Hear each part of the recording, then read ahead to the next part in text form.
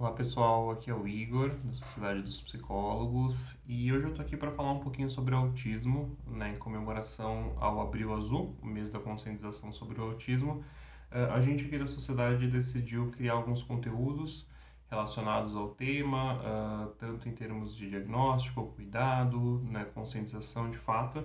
E a ideia hoje do vídeo é fazer um sobrevoo geral sobre o que é o autismo, alguns sintomas, como ele é entendido aí no DSM, e na psicanálise, né, e falar um pouquinho de possibilidades de tratamento também de forma bem breve, né? A gente pretende cada vez mais investir aqui no YouTube, então se puderem deixar o like, comentar, compartilhar com os amigos, e comentar também o que vocês querem ver aqui em termos de vídeo, pessoal. Então, começando falando um pouco sobre o autismo, né, em termos de histórico, ele foi aí uma condição, né, que foi ganhar um espaço próprio na compreensão psicodiagnóstica um pouco tarde em relação a outros transtornos, né, outros espectros, né, é legal pontuar o trabalho do Blair, que pegou o conceito de autoerotismo do Freud e tirou o erotismo, deixando só o auto, né, criando o autismo, pensando um pouco num sujeito em que não se permite entrar no erotismo, ou que não permite o erotismo entrar em si mesmo. Então, um sujeito naquele momento que estava sendo pensado como alguém que estava muito fechado em si mesmo, né? Então, daí que vem o termo autismo.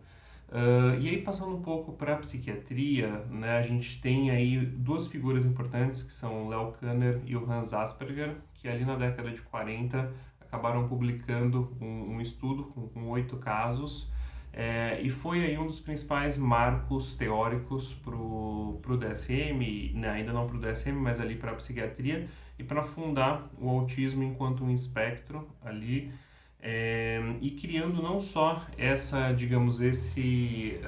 condição específica, mas criando propriamente uma psicopatologia infantil, né, separado de uma psicopatologia adulta, até porque até aquele momento a gente tinha uma psicopatologia, digamos assim, adaptada, transportada do adulto para a criança, né? Então a gente tem aí realmente uma fundação de uma psicopatologia propriamente infantil, né? E pela dificuldade do tratamento desse tipo de caso, né, normalmente o asilamento, né, o afastamento, a exclusão desses sujeitos da sociedade era o caminho escolhido, e foi depois de muita luta de pais, associação de pais, aí em que o tratamento foi ganhando corpo e foi ficando mais acessível, digamos assim, para sujeitos com condição autista, né? E para falar um pouquinho em termos de histórico ainda, dentro da psicanálise, a gente tem o trabalho da Rosine e do Robert Lefort. Aqui eu estou me baseando no texto A Distinção do Autismo, mas eles têm um trabalho vastíssimo sobre autismo, sobre clínica da infância. Eles foram colaboradores do Jacques Lacan, né, e da Françoise Dolto. Eu também vou dar algumas recomendações aqui de outros textos psicanalíticos sobre autismo. Mas esse casal, Rosine e Robert Lefort, eles foram aí alguns dos precursores na psicanálise sobre autismo, né? Recomendo bastante a leitura dos trabalhos deles. E falando um pouquinho sobre etiologia do autismo, né? Discute-se bastante e eu acho que é importante falar que ainda não se tem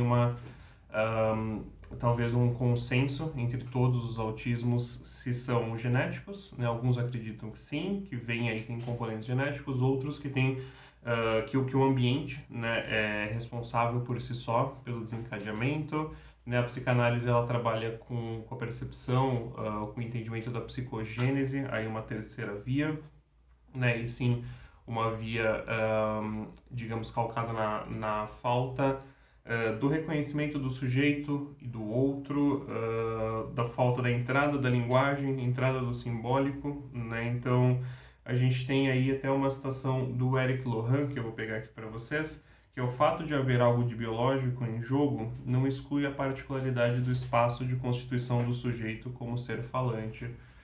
Eu estou retirando aqui desse texto A Batalha do Autismo, da Clínica à Política, onde o Eric Lohan também, que foi um contribuidor aí do Lacan, um estudioso do Lacan, ele vai fazendo toda uma recuperação histórica do autismo, e como que se percebe hoje o tratamento, e como que a gente entende hoje o tratamento a partir da psicanálise, né? E é legal falar isso porque a gente tem essa mudança de percepção durante o tempo, até mesmo dentro da psicanálise, né? Porque tem-se a impressão muitas vezes de que a psicanálise culparia as mães, né, por não desejar aquele filho. E não é exatamente isso, porque a gente vai trabalhar sim no desejo paterno, no desejo materno, mas não é no sentido de uma culpabilização, né? Até porque alguns das principais questões do autismo, né, onde a mãe estende os braços para o bebê não estende de volta, né? A mãe olha para o bebê não olha de volta, evita o olhar. Isso não é digamos, não é decorrente da falta do desejo da mãe necessariamente, né? E sim o sujeito ali que não está reconhecendo o outro. E falando um pouquinho também do autismo na psicanálise, né? Acho que para fazer uma distinção, porque muitos pensam, ou muito se discute se o autismo estaria dentro de uma das três grandes estruturas clínicas descritas pelo Freud, trabalhadas pelo Lacan, né, sendo a neurose, psicose e perversão, cada uma aí sendo qualificada a partir da sua própria defesa maior, né, recalque, foraclusão, desmentido ou fetiche. A gente tem aqui o autismo, e pelo menos na minha percepção, eu acho que de alguns teóricos aí contemporâneos, do autismo como uma quarta estrutura, né? Ou até uma A-estrutura, como alguns falam, porque o autismo ele funciona na defesa com base na exclusão do outro, na exclusão da castração e não na foraclusão como na psicose, né? O autismo, para mim, ele é um estágio ainda anterior do desenvolvimento, onde o sujeito ficou entrancado, ficou emaranhado, diferente aí da psicose, que avança um pouco mais. Então, o autismo ele tem essa característica de não ter aí a simbolização, apesar dele estar na linguagem, né, ele tem uma dificuldade muito grande de simbolização, de reconhecimento do outro, de alteridade do outro. A gente tem aí sintomas como os movimentos estereotipados, movimentos repetitivos que vão acontecendo e que ele não consegue sair daquilo.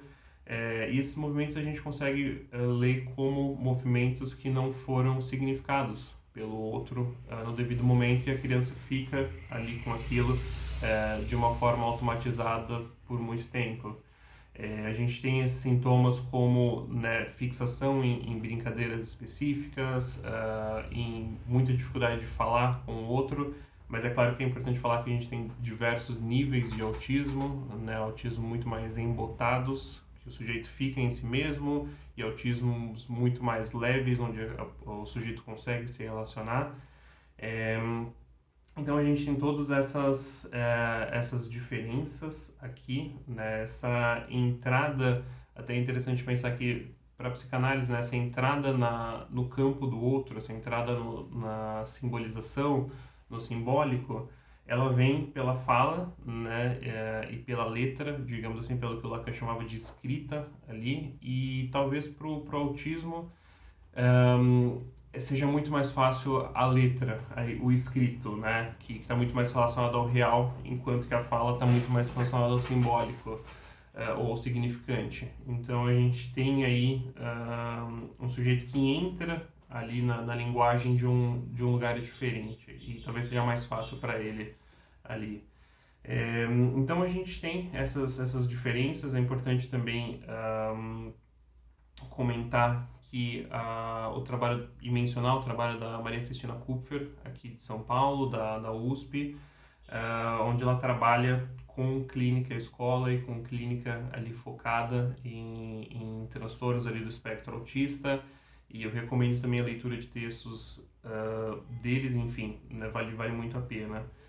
E falando um pouquinho de autismo no DSM, a gente tem aí uma outra compreensão, né, dentro do DSM. Para quem nunca viu, ele é dividido entre grandes, né, áreas de transtornos, e o transtorno do espectro autista, ele fica ali dentro dos transtornos de neurodesenvolvimento, próximos aos transtornos da fala, de linguagem, transtorno específico de aprendizagem, por exemplo, déficit de atenção, hiperatividade. Então fica nesse grande grupo aí, né? E a gente tem aí alguns dos principais sintomas, alguns dos principais critérios diagnósticos para o DSM. Vou pegar aqui até para vocês, que são aí, por exemplo, o prejuízo persistente na comunicação social, recíproca, interação social, padrões restritivos e repetitivos de comportamento, interesses ou atividade, né? E esses sintomas eles vão aparecer logo na infância, né? E prejudicam o funcionamento diário. Então, o autismo ele é marcado por isso, por uma rotina muito estrita, por uma rotina muito fixa, né? E que se aquela rotina acaba sendo interferida, acaba sendo mudada de alguma forma, o sujeito não consegue lidar, né? Então, a gente tem aí muitos sintomas que vão apontar aí para um sujeito que fica muito em si mesmo e não reconhece o outro, né? E não reconhece talvez da forma como a gente gostaria, ou da forma como a gente entende, até porque se você pensar, tem muitos casos de autistas que quando uma outra pessoa entra na sala e fala, né, o autista ali, o sujeito ele tapa os ouvidos para não ouvir, né? Isso talvez seja um reconhecimento de que existe um outro, né? De que existe um outro e que ele gostaria de fugir daquele outro. Talvez aquele outro é muito ameaçador, né? Talvez o autista seja alguém que está tanto em si mesmo porque sair de si mesmo seria ameaçador demais ali. Então a gente tem essa compreensão também. E falando um pouco de tratamento, né? O tratamento ele vai se dar aí muito no reconhecimento daquele sujeito. É um tratamento normalmente demorado e que vai depender a efetividade dele do momento da intervenção, né? Quanto mais cedo, claro, é melhor. É um tratamento que vai envolver não só o sujeito, mas os pais, mas a comunidade em volta ali, e vai trabalhar justamente no desejo daquele sujeito, no desejo dos pais, vai trabalhar muito no reconhecimento do outro, talvez até a partir de outras técnicas, outras metodologias, digamos assim, mas usando, por exemplo, a música, a prosódia, né, o reconhecimento se dando de outro modo, né? Então a gente vai trabalhar a partir da fala, a partir da escuta, para tirar o sujeito de um lugar só de organismo ali, que não está conseguindo se relacionar, para uma posição de sujeito, em que ele consiga escolher, né? Então, eu acho que é um pouco disso que eu gostaria de trazer hoje para vocês, e também deixar algumas recomendações de leitura, né? Eu acho que o trabalho da Françoise Dolto, aqui representada pelo Seminário de Psicanálise de Crianças, é um dos marcos aí teóricos também da psicanálise, não só para a clínica do autismo, mas para a clínica da infância de forma geral, para quem se interessar. A gente tem o trabalho também da Marisa Mélega, Pós-autismo, uma narrativa psicanalítica. Vou mostrar aqui. Fica também como recomendação diversos causos aqui, diversas narrativas clínicas. Fica de recomendação. E a Alba Flesler, né, uma psicanalista argentina, aqui, com o texto A Psicanálise de Criança e o Lugar dos Pais, que é fantástico ao mostrar diversos relatos clínicos e da importância do envolvimento dos pais no tratamento das crianças aqui, não só no autismo, mas na clínica da infância de forma geral, tá?